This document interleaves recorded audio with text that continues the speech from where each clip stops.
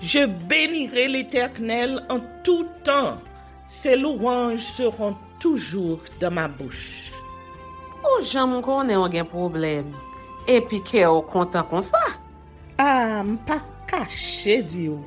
Depuis m'm commencé li Bible moi chaque jour, m'senti charge problème moi yo sorti sous dôme. Si c'est comme ça, moi pour aller couvrir acheter un Bible. Dégagez au marché. Mais en attendant, ou qu'attendez radio télévision d'espoir? Radio Vision d'Espoir. Oh, moi t'attendais une annonce comme ça, oui. Mais qui ça a te dit? Lecture de la Bible en un an. Une émission qui vous accompagne à la découverte des trésors cachés de la parole de Dieu sur Radio Télévision d'Espoir. Chaque jour de 11h à 11h30 du matin, excepté mercredi 5h30, 6h de l'après-midi, samedi 7h30, 8h du matin, avec les sœurs Chantal Saint-Hubert, Claude Louis Orisma et votre servante Maudeline Maurice Hilaire.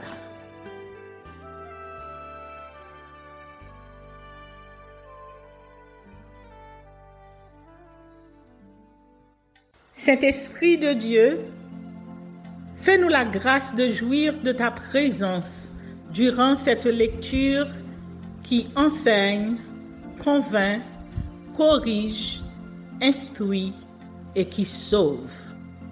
Au nom de Jésus. Amen.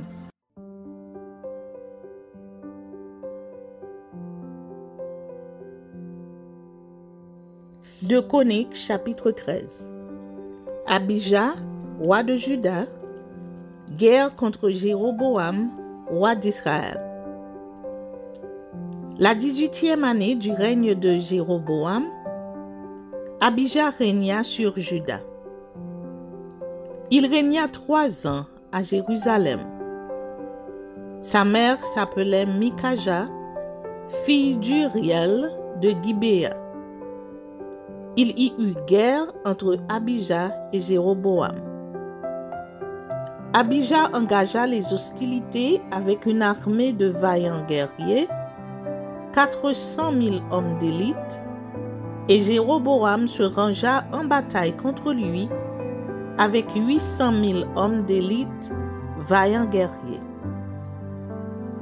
Du haut du mont Sémaraïm, qui fait partie de la montagne d'Éphraïm, Abijah se leva et dit: « Écoutez-moi, Jéroboam et tout Israël.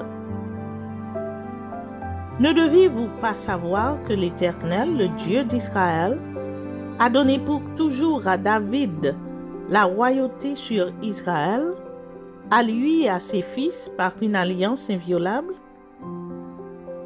Mais Jéroboam, fils de Nébat, serviteur de Salomon, fils de David, s'est levé et s'est révolté contre son maître.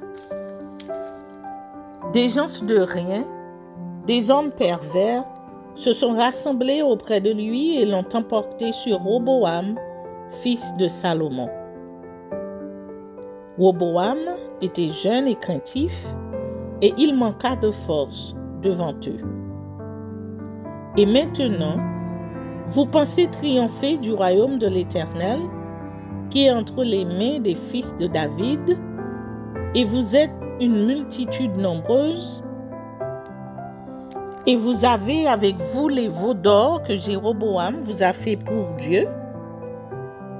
N'avez-vous pas repoussé les sacrificateurs de l'Éternel, les fils d'Aaron et les Lévites? Et ne vous êtes-vous pas fait des sacrificateurs comme les peuples des autres pays? Quiconque venait avec un jeune taureau et 7 béliers afin d'être consacré devenait sacrificateur de ceux qui n'est point Dieu. Mais pour nous, l'Éternel est notre Dieu, et nous ne l'avons point abandonné. Les sacrificateurs au service de l'Éternel sont fils d'Aaron et les Lévites remplissent leurs fonctions. Nous offrons chaque matin et chaque soir des holocaustes à l'Éternel. Nous brûlons le parfum odoriférant.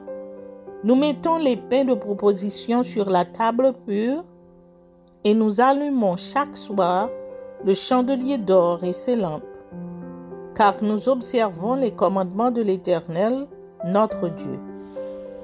Et vous, vous l'avez abandonné.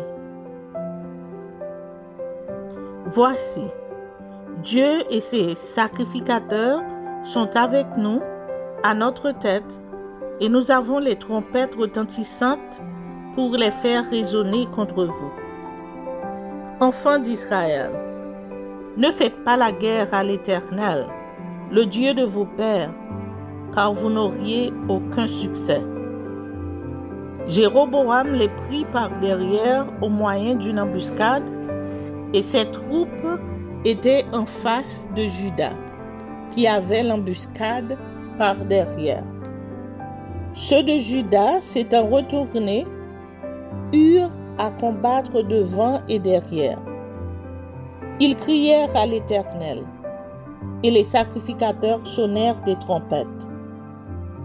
Les hommes de Juda poussèrent un cri de guerre, et au cri de guerre des hommes de Juda, l'Éternel frappa Jéroboam et tout Israël devant Abijah et Juda.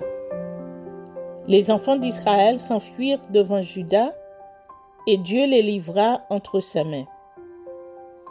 Abijah et son peuple leur firent éprouver une grande défaite, et 500 000 hommes d'élite tombèrent morts parmi ceux d'Israël. Les enfants d'Israël furent humiliés en ce temps, et les enfants de Juda remportèrent la victoire parce qu'ils s'étaient appuyés sur l'Éternel, le Dieu de leur père. Abijah poursuivit Jéroboam et lui prit des villes, Béthel et les villes de son ressort, Jéchana et les villes de son ressort, et Éphron et les villes de son ressort. Jéroboam n'eut plus de force du temps d'Abijah, et l'Éternel le frappa et il mourut. Mais Abijah devint puissant. Il eut 14 femmes et engendra 22 fils et 16 filles.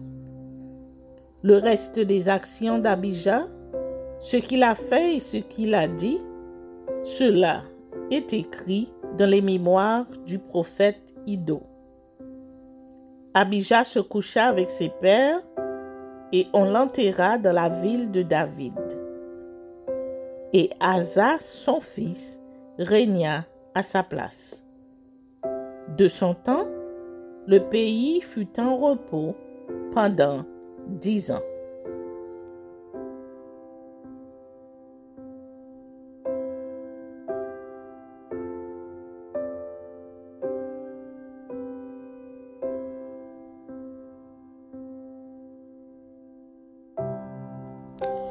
Deux Chroniques, chapitre 14. Asa, roi de Juda.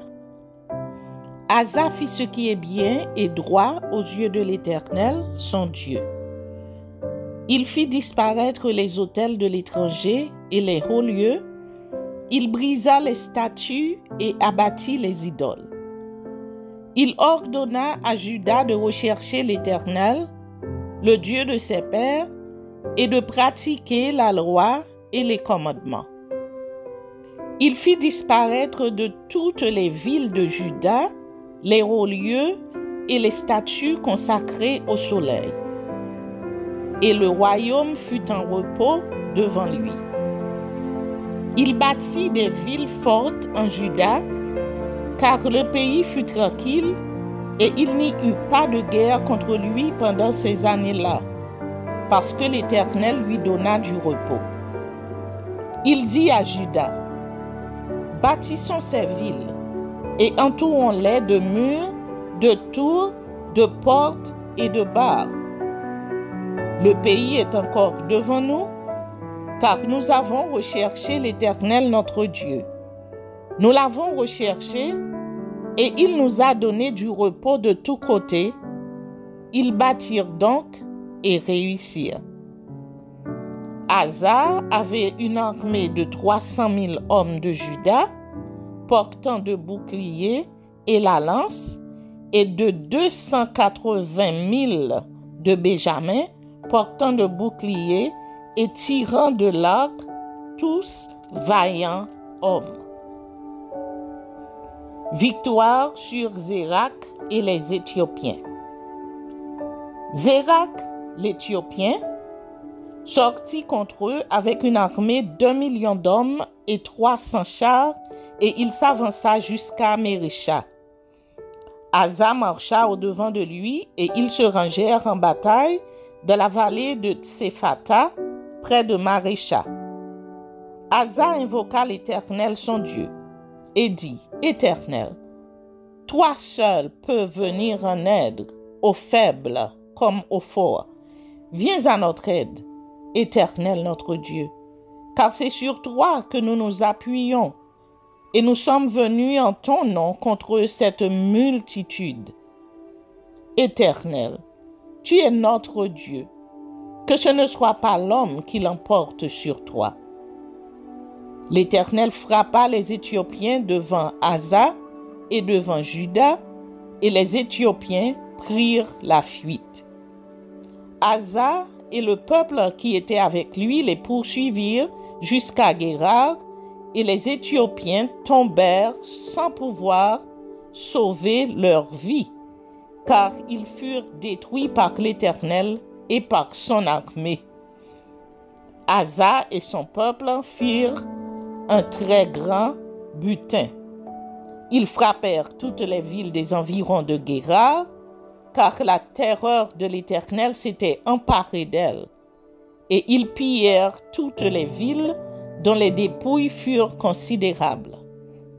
Ils frappèrent aussi les tentes des troupeaux, et ils emmenèrent une grande quantité de brebis et de chameaux. Puis, ils retournèrent à Jérusalem.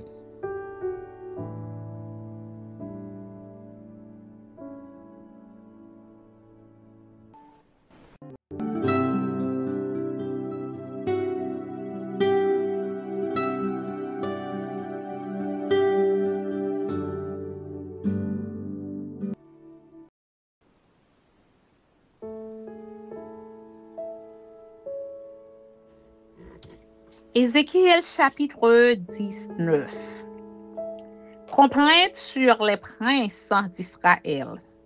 Et 3. Prononce une complainte sur les princes d'Israël et dit: Ta mère, qu'était-ce? Une lionne? Elle était couchée parmi les lions. C'est au milieu des lionceaux qu'elle a élevé ses petits.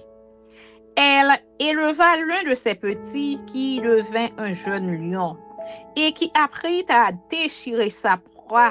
Il dévora des hommes. Les nations entendirent parler de lui et il fut pris dans leur fosse. Elles mirent une boucle à ses narines et l'emmenèrent dans le pays d'Égypte. Quand la lionne vit qu'elle attendait en vain, qu'elle était trompée dans son espérance, elle prit un autre de ses petits et en fit un jeune lion. Il marcha parmi les lions, il devint un jeune lion. Et il apprit à déchirer sa proie, il dévora des hommes. Il força leur palais et détruisit leur ville. Le pays, tout ce qu'il s'y trouvait fut ravagé au bruit de ses rugissements. Contre lui se rangèrent les nations d'alentour des provinces. Elles tendirent sur lui leur raie et il fut pris dans leur fosse. Elles mirent une boucle à ses narines, le placèrent dans une cage et l'emmenèrent auprès du roi de Babylone. Puis elles le conduisirent dans une forteresse afin qu'on n'entende plus sa voix sur les montagnes d'Israël. Ta mère était comme toi, semblable à une vigne plantée près des eaux. Elle était féconde et chargée de branches à cause de l'abondance des eaux. Elle avait de vigoureux rameaux pour des sceptres de souverains. Par son élévation, elle dominait les branches touffues. Elle attirait les regards par sa hauteur et par la multitude de ses rameaux. Mais elle a été arrachée avec fureur et jetée par terre. Le vent d'Orient a desséché son fruit. Ses rameaux vigoureux ont été rompus et desséchés. Le feu les a dévorés. Et maintenant, elle est plantée dans le désert, dans une terre sèche et aride. Le feu est sorti de ses branches et a dévoré son fruit. Elle n'a plus de rameaux vigoureux pour un sceptre de souverain. C'est là une complainte, et cela servira de complainte. Amen.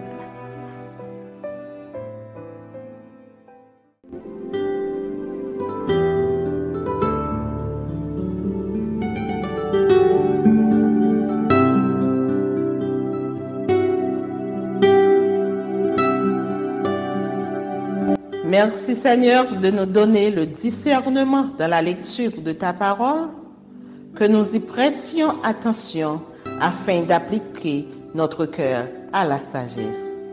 Amen. Que celui qui a des oreilles pour entendre, entende, et que celui qui lit fasse attention.